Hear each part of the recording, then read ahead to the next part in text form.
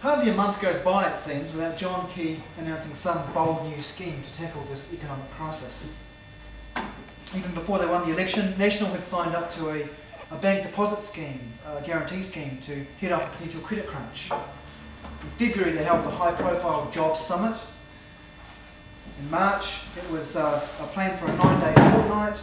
Then the budget in May cancelled the planned tax cuts for the next 2 years as the government deficit worsened.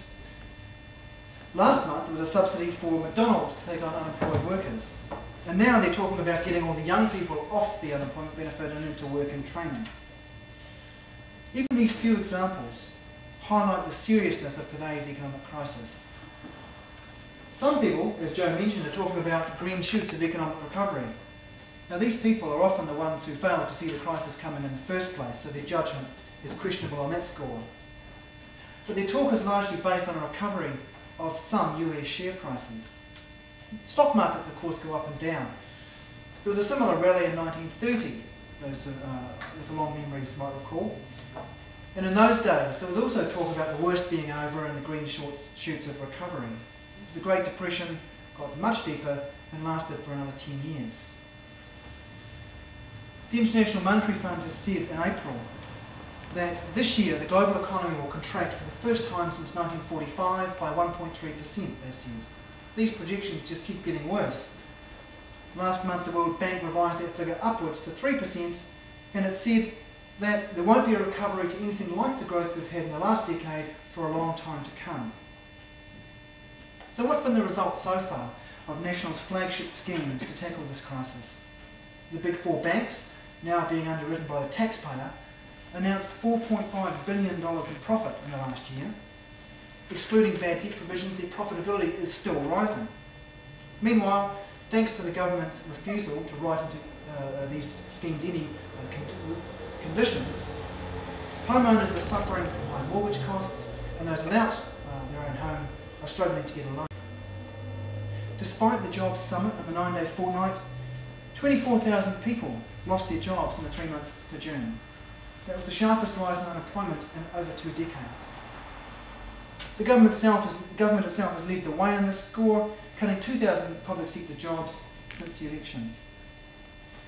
Those of us still working in the public sector, and I'm one of them, that's 250,000 of us in all, are facing a pay freeze next year, which is much the same as what the private sector workers are increasingly facing as well. But prices for basics like food and electricity are rising faster than ever. No sooner had Bill English cancelled the tax cuts for the next 2 years than he said he wanted to cut taxes for the top income earners and for businesses to 30% in the medium term.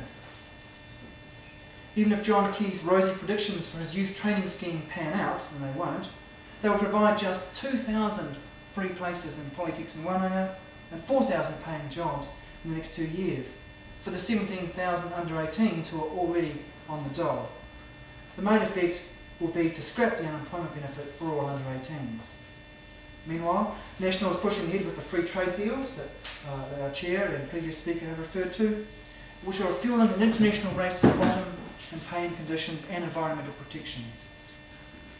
They're talking about more privatisation, not just for us in the public sector, but also for local government, in particular for Auckland assets under the new super city. So, behind the smiling face of John Key, the reality is clear. National as a party stands for the market and market forces. The government is determined to protect the rich and powerful in this crisis and put the cost of it onto the grassroots people at the bottom. And if we don't get organised and take action, the grassroots majority are going to be steamrolled. Who's fighting all this right now?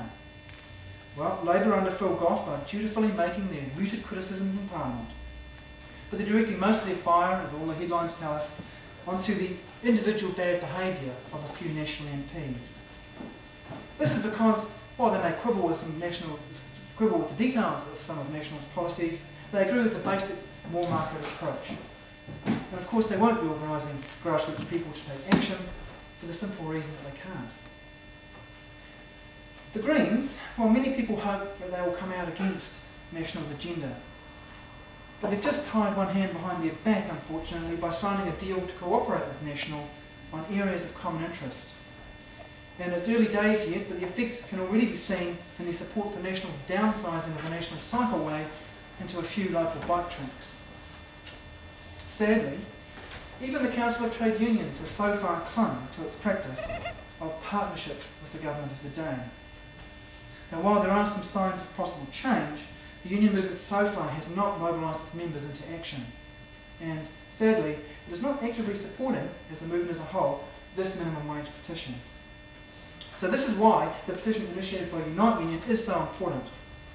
It represents one plank of an alternative approach to combating the recession, an approach that shifts the burden off the backs of grassroots people. As Unite's National Secretary Matt McCartan has said, the economic crisis facing the world is the toxic product of insatiable greed at the top and the free market policies of governments that removed all controls. The end result is a skewing of income and wealth so that the rich got richer and the poor fell off the edge. Restoring the minimum wage would be an important step towards replacing the greed and inequality of the past 3 decades with policies that protect jobs by enhancing the purchasing power of those at the bottom of the economic ladder.